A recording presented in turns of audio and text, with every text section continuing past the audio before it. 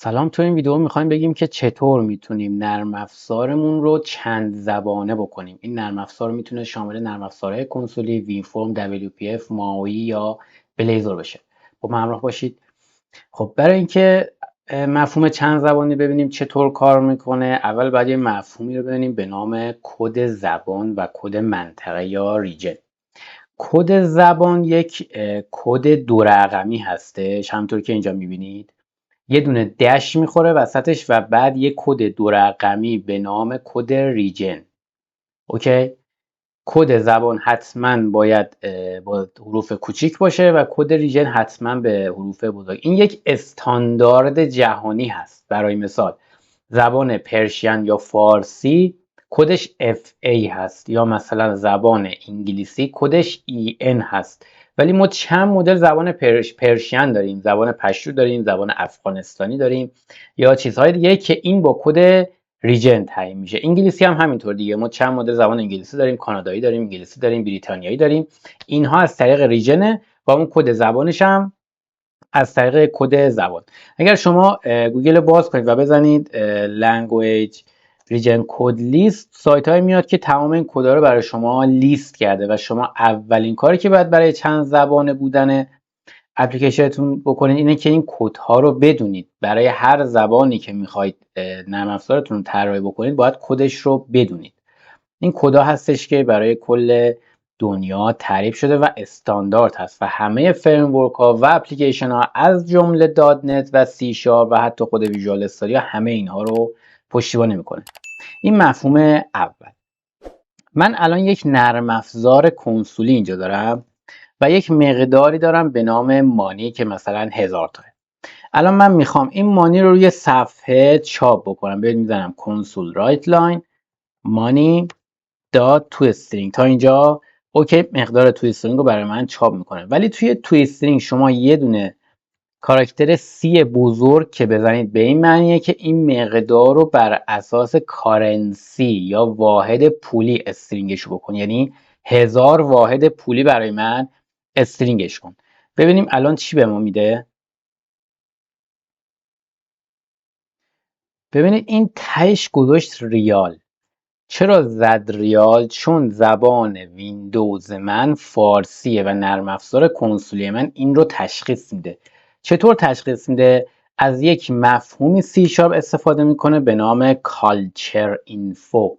این کالچر اینفو که مفهوم فرهنگ یا تمدن میده به این مفهومه. برای مثال من الان میزنم کالچر اینفو کارنت کالچر، ببینم کالچر من الان چیه. اوکی.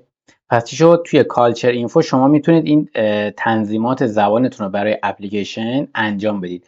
کالچر اینفو کارنت کالچر اینفو. من میخوام این کارنت یعنی اپلیکیشن کنسول من الان رو چه کالچری داره کار میکنه. حالا من اینجا بریک پوینت میذارم. ببینید کدش رو ببینید اینجا نشون نمیده. کدش ببینید فا آی آر. چرا فا آی آر شده؟ چون زبان ویندوز من فارسیه.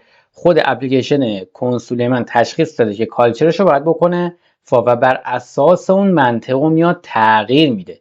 الان من میتونم کالچر برنامه رو عوض بکنم. ببینید من قبل از اینکه این کار انجام میشه میگم کالچر اینفو کالچر اینفو من اینو عوض میکنم. درسته. دات کارنت کالچر میام تغییرش میدم به اینجا. خیلی راحت میتونید بگید نیو کالچر.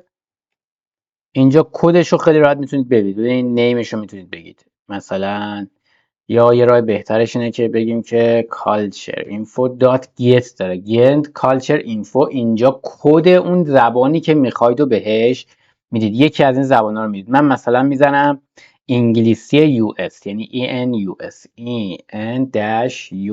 الان کالچر کنسولم رو تبدیل کردم به کالچر زبان انگلیسی. الان ببینید من اینو اگه بیارم، ببینید الان کارنت من چی شد؟ EN.US. پس در نتیجه ببینیم خروجیش چی میشه. ببینید این سری دلار گذاشت. اوکی، این سری برای ما دلار گذاشت چون کالچرمون تبدیل شد به زبان انگلیسی. این تو مفهوم کالچر. توی سی شارپ تمام منطق مولتی لنگویج اون بر همین مبنای کالچر و کد زبان و ریجن کار میکنه. خب میریم توی یک نرم افزار وین فرمی. من اینجا یک نرم افزار وین فرمی دارم، اینو میبندیم. این نرم افزار وین فرمی من یه هلو فرندز اینجا نوشته شده که لیبل هست. هر موقع روی این دکمه من کلیک میکنم میاد کالچر رو تغییر میده به زبان فارسی و این مقدارم باهاش تغییر میکنه. اول نتیجه رو شما ببینید که من بگم کدش چجوری. ببینید شد سلام دوستان، تغییر داد، زبان برنامه رو تغییر داد. من دستی کد نزدم، زبانش تغییر کرد و اونو ترجمه کرد. چطور کار میکنه؟ من میرم توی کدش. ببینید توی کالچر اینفو یک کارنت کالچر یو آی ما داریم. ببینید ما دو جور کالچر داریم تو برنامه. ببینید کالچر که بزنم یه دونه کارنت کالچره، یه دونه کارنت یو آی کالچر. اینجا رو نگاه بکنید، دو جور کارنت ما داریم که میتونیم تغییر بدیم. کارنت کالچر اون منطق برنامه رو میتونه تغییر بده، مثلا اون تو استرینگی که ما زدیم، یعنی کالچر محاسباتی تغییر میکنه و بر اساس اون کدها ممکنه تغییر بکنه. یا شما حتی ممکنه تو کدتون بگید که مثلا اگر فارسی بود بیا چنین خروجی بده، اگه انگلیسی بود چنین خروجی بده، اگه چینی بود چنین خروجی بده. ولی کارنت یو آی کالچر چیه؟ کارنت یو آی کالچر اسمش مشخصه، برای نمایش بیرونی اپلیکیشن. چطور کار میکنه؟ بر اساس یک نوع فایل های کار میکنه به نام ریسورسز. اینجا رو اگه نگاه بکنید من دو تا فایل ریسورسز توی برنامه وین فرمم دارم. چطور ساخته میشه؟ هر جا که دوست دارید، من اینجا یه فولدر درست کردم به نام ریسورسز و اون دوتا رو توش انداختم. شما هر جا که دوست دارید راست کلیک میکنید، ادو میزنید، نیو آیتم، اینجا نسخه فول ویژوال بزنید، اینجا کافیه بزنید ریس یا ریسورسز که بزنید. ببینید ریسورسز فایل. این فایل رو باید درست کنید به هر نامی که خواستید که الان نام من ریسورسز هستش. اوکی، اینم محتویاتش. یعنی خیلی چیز ساده ایه. یه دونه نام داره که در واقع آیدی ماه و یه دونه ولیو که مقدار اونه. تمام جملات و واژه ها و یو آی که شما توی یو آیتون دارید، توی اپلیکیشنتون دارید، نباید مستقیم توی کد تایپش بکنید. باید بزنید توی این ریسورس فایل ها و بعد لینک این آیدی رو بدید. اوکی، این مرحله اول. و بعد شما برای هر زبونتون باید یه ریسورس زیر مجموعه درست بکنید دقیقاً به همون نام، فقط آخرش یه دونه دات، کد زبان یا ریجن و بعدش ریزک. اوکی، یعنی من الان میخوام محتویات زبان مثلا چینی هم به این وین فرمم اضافه بکنم. ادو میزنم، نیو آیتم میزنم، یه فایل ریسورسز میزنم. به چه نامی؟ به همین نام ریسورسز اصلی خودم میشه ریسورسز دات اسم کد زبانی که میخوایم، زبان چینی ما میخوایم میشه ZH فکر میکنم، یا فکر کنم ZH هستش. بذاریم ببینیم چیه زبان چینی. چاینا، بله ZH. میگم ZH، پس چی شد؟ ریسورسز اسمش، بعد دات کد زبانم، اگه ریجنم باشه بعد داش ریجنم هم بزنم و ریسورسز. اوکی، الان من یه دونه کد زبان چینی ساختم و دقیقا محتویاتش، یعنی این کلیدهایی که توی این ستون هست باید دقیقا همشون مثل هم باشن، ولی مقدار ولیو باید دقیقا بر اساس همون زبانی که هست باشه. الان این مقدار اصلی منه که انگلیسی ساختم، مقدار فارسی من همون کد تکستیه ولی این سری به زبان فارسی نوشته سلام دوستان. حالا به زبان چینی هم میتونم، حالا من چینی نمی‌نویسم، مثلا کدش پس بعد همون باشه. این سری به زبان میگم مثلا هلو چاینا مثلا. اوکی، تا اینجا خود اوکی، یعنی من اومدم ریسورس زبان هامو درست کردم. این فایل های ریسورسز چیزی نیستن جز یه سری فایل XML. من الان اینو اوپن میکنم با یه دونه XML ادیتور، نگاه بکنیم. ببینید یه فایل XML هست. ببینید یه فایل XML که این مقدار محتوی جداولی که توش هست از دیتا شروع میشه. ببینید کد TXT مقدارش هم اینه. یعنی شما خیلی راحت میتونید یه ریسورس اصلی درست بکنید، برنامه‌تون رو بر اساس اون ریسورس کامل بنویسید و بعد این ریسورس رو یه کپیشو مثلا بدید به یه دارالترجمه یا بذارید توی سایتی براتون ترجمه رو انجام بده و بعد بذارید کنار این و زبان خیلی راحت برنامه‌تون رو چند زبانه بکنید. تا اینجا اوکی. و بعدش بریم توی کد باتنمون ببینیم چه اتفاقی افتاده. اومده کالچر اینفوشو ببینید کرده فا. اوکی، که من اینجا الان فا رو فعلا بذار باشه. و بعد یه متدی داره که به نام setText رو اگه باز کنیم setText من چیکار کرده؟ رفته سراغ این ریسورس ها. دیگه دستی ما چیزی تایپ نکردیم، مثل اول یک ریسورس منیجر درست کردیم. بچه من وی فرم و کد نمیزنم، سریع رد میشم که فقط مفهوم رو یاد بگیرید که بریم سراغ بلیزر و اونجا توضیح بدم دیگه. توی برای دسترسی به ریسورس هامون توی ویندوز فرم باید یه دونه ریسورس منیجر درست بکنیم. توی ریسورس منیجر میگه اون کلاس ریسورس تو به من بده. ببینید هر ریسورس اصلی که شما اینجا درست میکنید یه دونه کلاس هم زیرش اینجا برای ما خود سی شارپ برای ما درست میکنه. ببینید ریسورس دات سی اس اینجا میگه اون کلاس رو به من بده. الان کلاس ما اینجا چیه؟ ببین کلاس ریسورسز. اوکی، الان اینجا گفته ریسورس، من میگه تایپ آف، میگه تایپ اون کلاس ریسورس تو به من بده توی ریسورس منیجر. تایپ رو بهش میدی، بعدش بر اساس این کالچری که ما اینجا ست میکنیم خودش میره اون ریسورس مورد نظر اون زبان رو انتخاب میکنه و میره اون مقدار اون زبان رو برمیگردونه برای ما. اینجوری میتونیم چند زبانه بکنیم. برای مثال من الان این چینی هم اضافه کردم، حالا میگم زبانو بکن ZH، زبان رو ZH میکنه، بعد میره سراغ ریسورس منیجر، بعد میگه استرینگی که کدش TXT رو به من بده. میره تو فایل ZH هم چون کالچرم ZH میره کد TXT رو پیدا میکنه و این مقدار رو برای من برمیگردونه. الان یه بار دیگه اگه رای اجرا بکنیم ببینید from China در از زبان ما رو کرد چینی.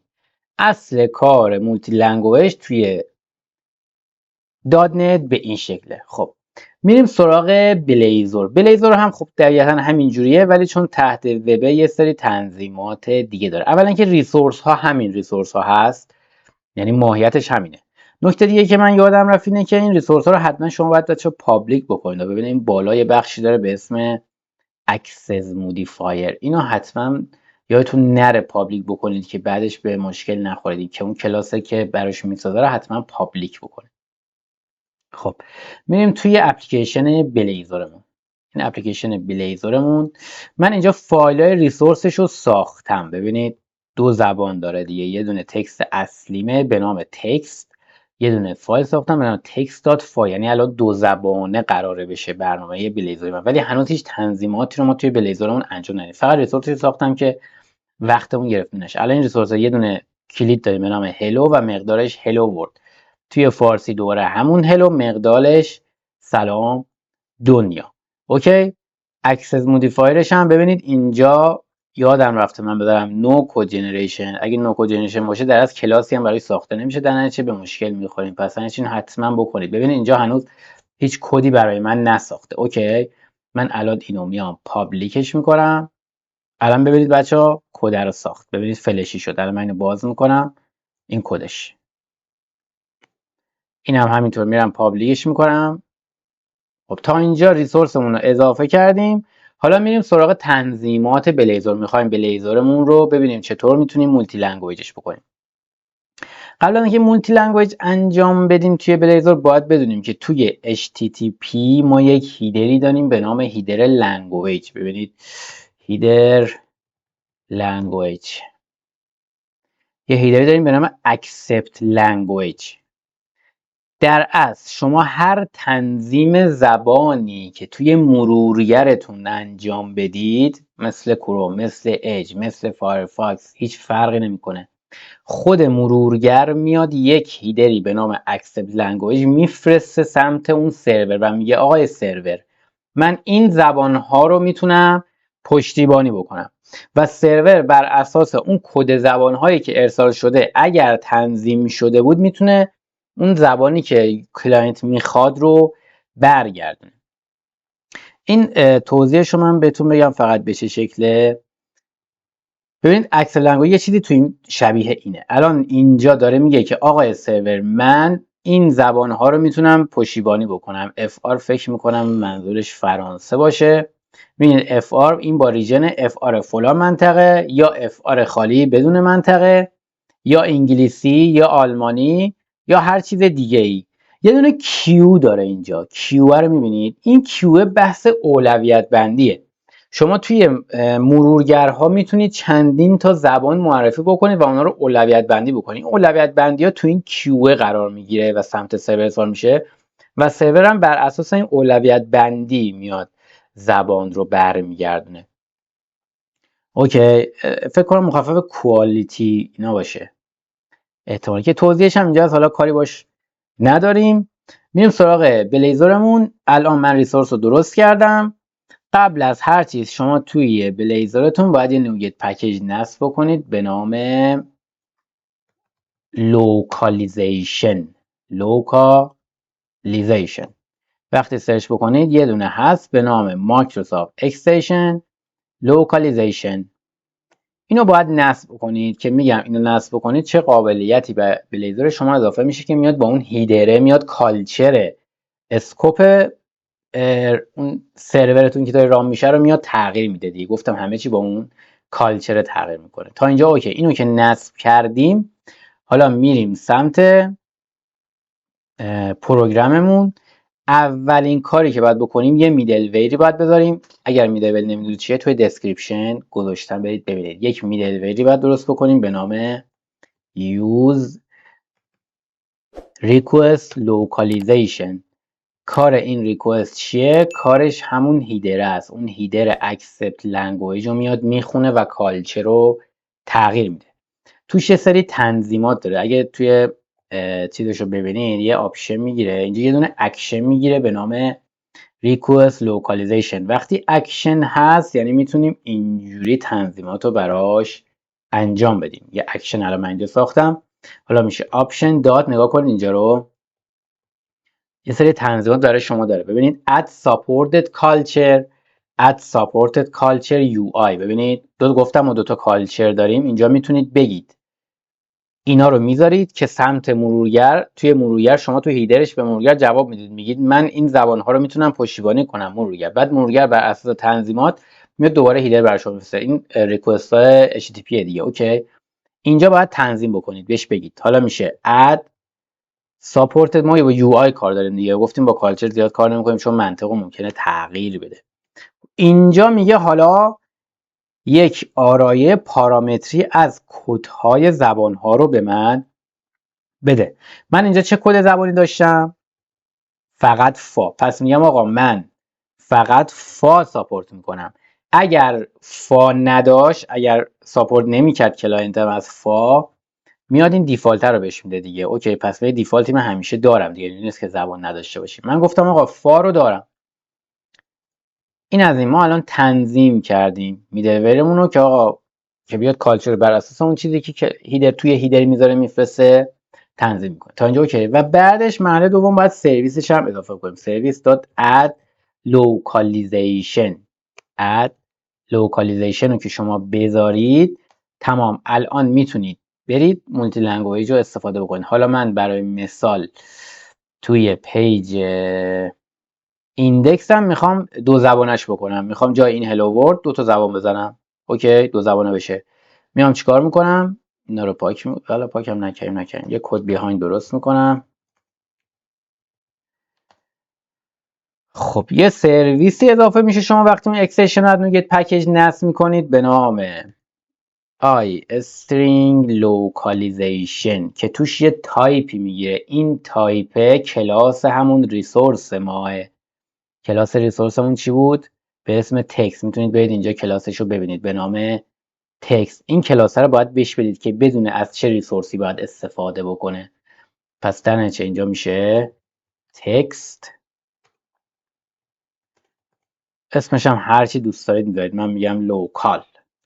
اوکی، اینجکت فراموش نشه. اینجکتش کردم. حالا خیلی راحت میتونم از این توی هر جای پیجم یا کامپوننتم که خواستم استفاده بکنم. جای این هلو ورد میگم لوکال، اینو باز میکنم و کلید اون استرینگم رو اینجا براش میذارم. کلیدمون چی بود؟ هلو. اینجا میشه هلو. اوکی، رام میکنیم برنامه رو.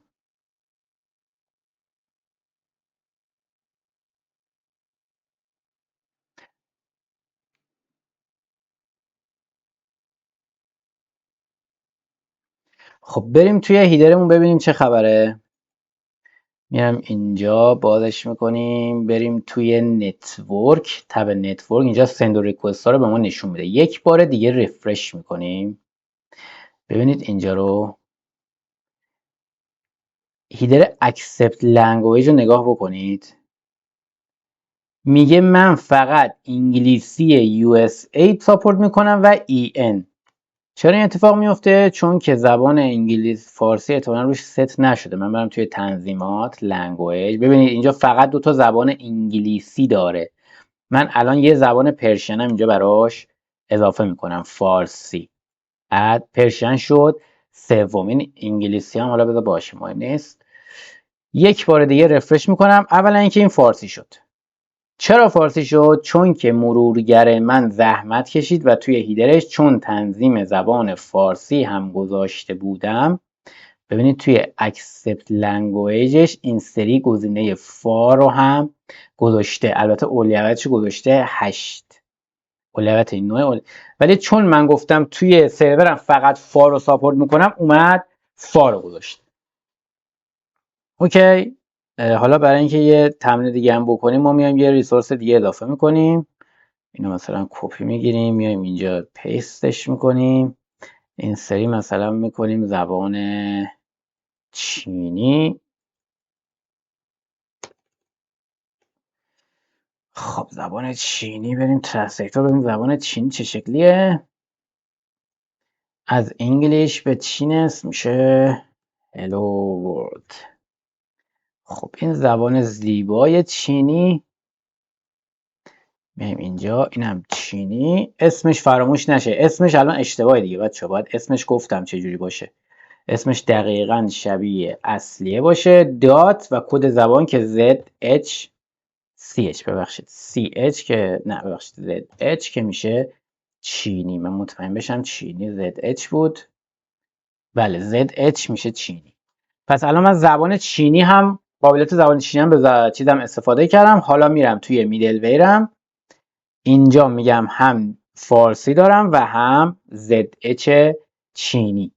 اوکی. ولی الان بزنم مرورگر من چون توش زبان چینی هم اضافه نشده، خب اکسپت لنگویجش رو نمیفرسته دیگه. اینجا نگاه بکنید، فقط فارسی رو میفرسته. من رفرش بکنم نتورک، این اکسپت لنگویجش رو ببینید اصلا چیز نداره، چیزی به اسم چینی نداره که از چین بخواد پشتیبانی بکنه. پس میرم توی تنظیماتش، ستینگش، توی لنگویج، اینجا چینی هم اضافه میکنم. چاینا. قسمت دقت کنید، اینایی که میبینید نوشته چاینا، هنگ کنگ، چاینا سیبر، اینا ریجن انو، یعنی میشه ZH یه دونه داش مثلا HQ فلان. ولی ما ریجن نذاشتیم. اگر ریجن دارشو بذارید جواب نمیده، حتما باید کد اصلی خودشو بذارید. خب من الان چاینا هم گذاشتم.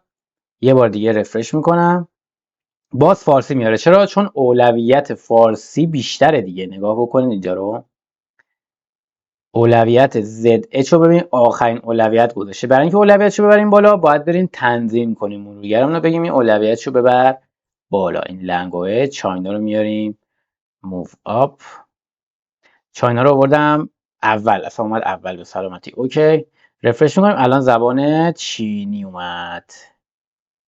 بریم لنگویجش هم نگاه بکنید، اولویت بندیش رو ببینید چجوری فرستاده. اول از همه یه ZH انداخته، گفته حالا اگه نداشتی برو سراغ بقیه. امیدوارم که پروژه های مولتی لنگویج زیاد داشته باشید. خسته نباشید تا ویدیوهای بعدی.